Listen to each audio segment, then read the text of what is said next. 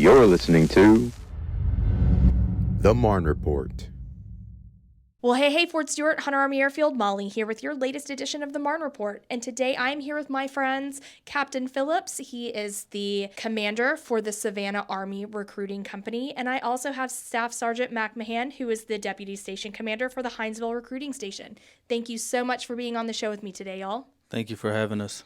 Awesome. So tell me a little bit about what life is like being a recruiter in such a heavy populated military area. So I'm pretty new here. I've been here for going on a month now, about 3 weeks. I'm coming from the Dallas area, which is complete night and day. So coming from somewhere where there's no base around, so if they see a uniform, they just automatically assume that you have something to do with law enforcement or anything like that. Sure. To come in here where, seeing the uniform is just the norm, or you're just another soldier, So it has its perks because it is a military town, so They kind of know the basis of what we're looking for.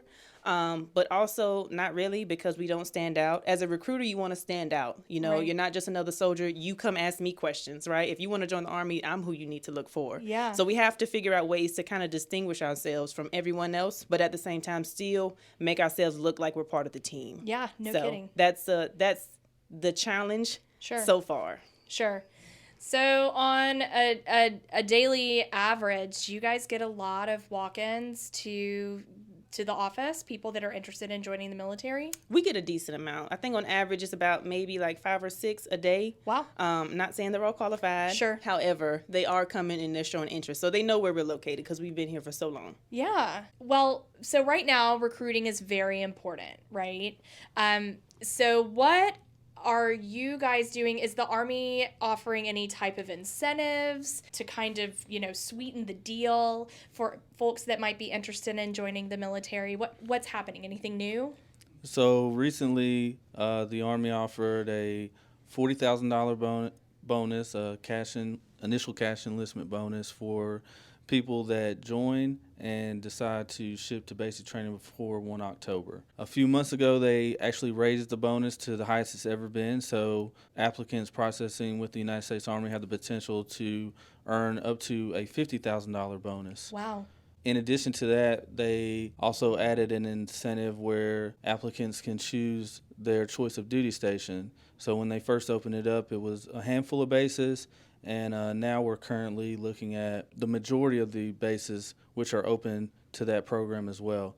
It is dependent on the job they pick, but they do have Fort Stewart as an option. They have Fort Carson, Colorado, Fort Lewis, Washington, Germany, Italy, Hawaii, Korea. Wow. Pretty much every Army installation is available with that. We have a lot of jobs that they try to open up to ensure that people can get the job that they want. We have a lot of jobs to offer, and we realize that some people come in already knowing what jobs that they're interested in. So, they've tried to open the apparatus to that more than they have in the past. So they're also flexible with the contract options. We now offer what we call a 2+2 contract. So it's 2 years on active duty and 2 years in the Army Reserves. Wow. Roger that. So it gives people the chance to kind of try the Army out, see if they like it or not, and they get to test out both active and reserve. If they like it, they could re-enlist on active duty after that 2-year time period's up. We have anywhere going up from 2, 3, 4, all the way up to 8 years, just depending on what the individual is interested in. For the Army Reserves, we offer a $20,000 bonus, up to $50,000 in student loan repayments as well. They have a GI Bill, and they could potentially qualify for a GI Bill kicker that could double the amount they're making just off their GI Bill as well. Wow. What I just heard there is that by joining the Army, there's a lot of other perks that come along with that. So even if someone decides to join the Army and they know for a fact they don't want to stay in the Army for life, it can truly set them up for success in the future. Can you explain to me you talked about different types of jobs that you can get within the Army. Can you explain to me some of those MOSs that are available? Because I think some people, at least for me, I am a true civilian, so before I knew anything about the Army world, I thought the Army was just like shooting guns and riding in tanks, and that is absolutely not the case. So let's talk a little bit about what people can do in the Army. So we offer over 150, almost up to 200 jobs in all different career fields. Touching over some of them, we have administrative jobs. We have medical care jobs. They could be whether it's a dental tech, radiologist, medic, combat medic, work in a hospital, or work directly with the unit in support of them. We have communications jobs where they can work on radio, satellites, all kinds of different communication equipment. We have engineering jobs, people who work with forklifts, construction engineering, project management, things like that. They could also do combat engineers. If you don't like building things, you can blow things up.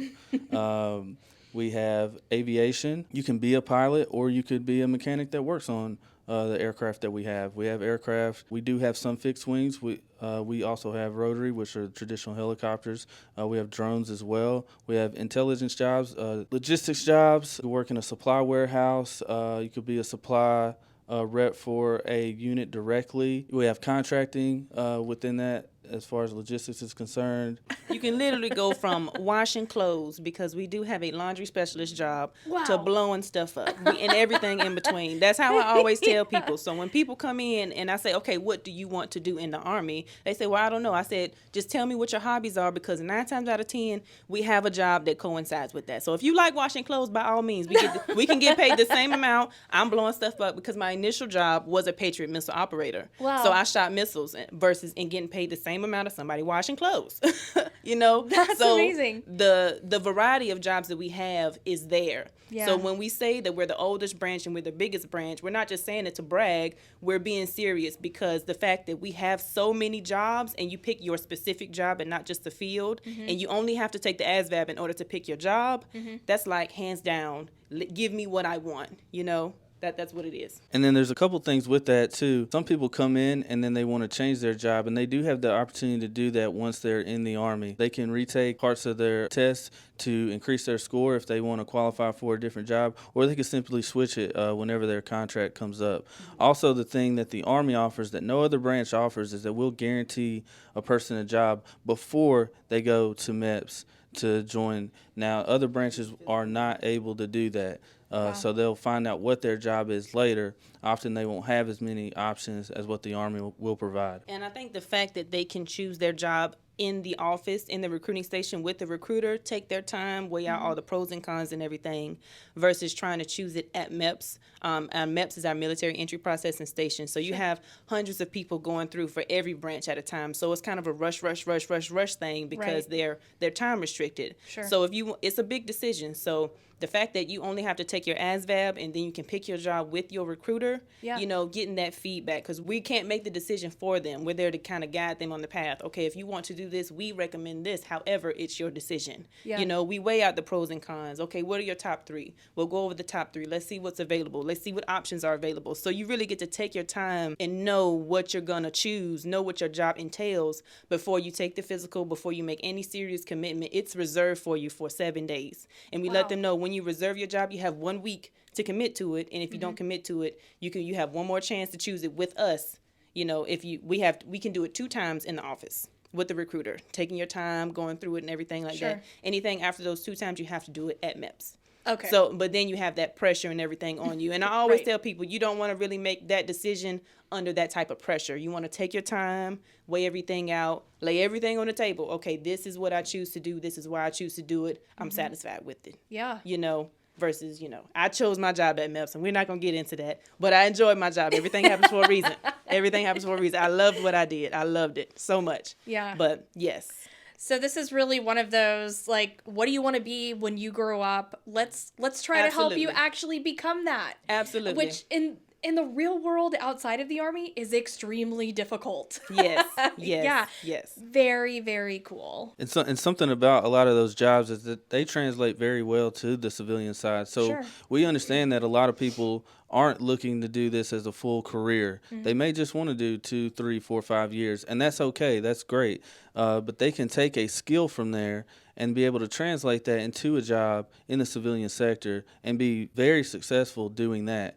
In addition to that, they'll always be able to check on a resume that they're a veteran, which will give them a preference now when they're applying for jobs. Also, with a lot of jobs that we mentioned, the Army offers civilian credentialing for those jobs. So whether they're medical or communications or logistics, there's a lot of different programs, whether it's project management or Lean Six Sigma or being an EMT, that the Army will pay for the individual to get those certifications that they can then utilize once they decide to take the uniform off and leave service. A lot of logistics that I know, or a lot of NCOs, like higher up NCOs, senior NCOs is what we call them, that do, and engineers as well, they, in order to make themselves more marketable in the Army realm and in the civilian realm, because when you're a senior NCO, that's why you prep for retirement. What am I doing after retirement? Or if I'm not going to retire, I'm going to get as many credentials as I can, and they're going to make me more marketable in the service, because like he was talking about, even communication credentialing, they make you eligible for higher clearances, higher positions within your unit. But also, if I decide to exit the Army at the end of my commitment, I know I'm way more marketable, because even though I don't have, I could not have a 4-year degree. I could, but you don't have to have one. Sure. Because 9 times out of 10, those credentials and that on-the-job training that you have, that experience that you have under your belt, 100% more marketable than somebody that just has a degree. Oh, yeah. Right? And I know plenty of soldiers that got all their degree. You make sure they got all of their credentials, project management, all of those fancy security plus and all those pluses and minuses that I don't know what they mean. Yeah. They do. I just know they equate to money. Yeah. money. So the Army can, when you were talking about setting a foundation and really setting yourself up for the future, what do I want to be when I grow up? It's the perfect stepping stone, and it's free. You get paid while you're training. You don't have to pay for the training. I tell people that's a big difference. Do you want to pay to go to school to get your degree, or do you want to get paid while you're in school, getting certifications and getting training and everything else? Sure. So it's like A or B, which one? No brainer. No brainer.